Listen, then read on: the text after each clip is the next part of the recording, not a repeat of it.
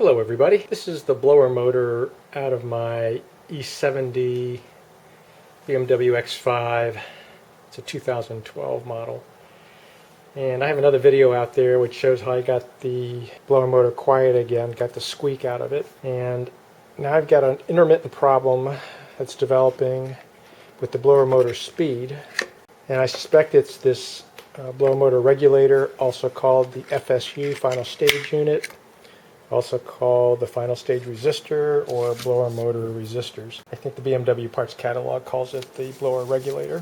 And the symptoms are the blower will speed up randomly and then slow back down again or not run at all.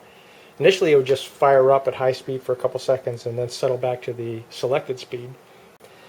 And so I suspect it's the blower regulator, and because it's intermittent, I'm really hopeful that I can find some cold solder joints and solve it with my soldering iron. So this side of the board is not potted, but perhaps the other side is, and I may not be able to repair this. I had a lot of success repairing a fault in my TPMS system, my tire pressure monitoring system.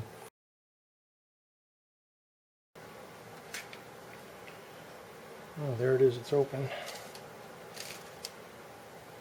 Well, I couldn't find any questionable connections when I looked at this under my magnifying glass. But there's obviously some components here that dissipate a lot of heat, or else they wouldn't have had these fins here, which are in the airflow.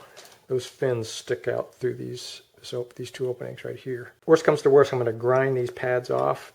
There are 3 of them. I should be able to lift the circuit board up and see what's on the underside. Get a closer look at the solder connections on the other side. I'll probably just touch everything up and then see if it works. Again, I got nothing to lose. I'm going to throw a new part in there, but for a while there I was hoping I might be able to repair this one. On the left is my original blower regulator that came with the car. It happens to be made by Vallejo. Looks like right here. The one on the right is a bare aftermarket part. It was about $51. Free shipping, lifetime warranty, and I had a $10 coupon.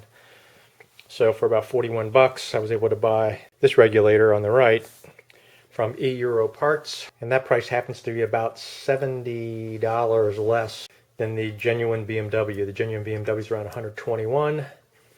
This was 51, and I think the aftermarket Vallejo brand is in the mid-80 some range. So let's see what the differences are between the Bear and the Vallejo BMW. The outside looks identical, very similar. First thing I did notice was that the capacitors are shorter in the Bear than the Vallejo. I've got these covers off. I'll show you in a moment what's going on. And then a close look at the castings tells me that these castings were not out of the same mold. Some of the pattern marks are a little bit different. But let's look inside and see what differences we can spot. So there clearly are some differences between the Vallejo and the Bear. Most notable is that the capacitors on the Bear unit are a little bit shorter. So that prompted me to take a look at the rating, and the capacitor ratings are exactly the same. They're all 1,000 microfarad. Both versions are 1,000 microfarad. These capacitors over here are rated 50 volts. These are rated 35. So that sort of surprised me that the smaller capacitors actually had a higher voltage rating. And then both of them have the same temperature rating. I recognize the brand of capacitors over here. These are ELNAs, E-L-N-A. The brand over here is Chang, C-H-A-N-G. So not quite as well known to me. And then the circuitry is a little bit different. You can see the size of some of the chips is a little bit different. That chip in particular is much larger than this one. This component here, I'm not really sure what it is completely different than that component.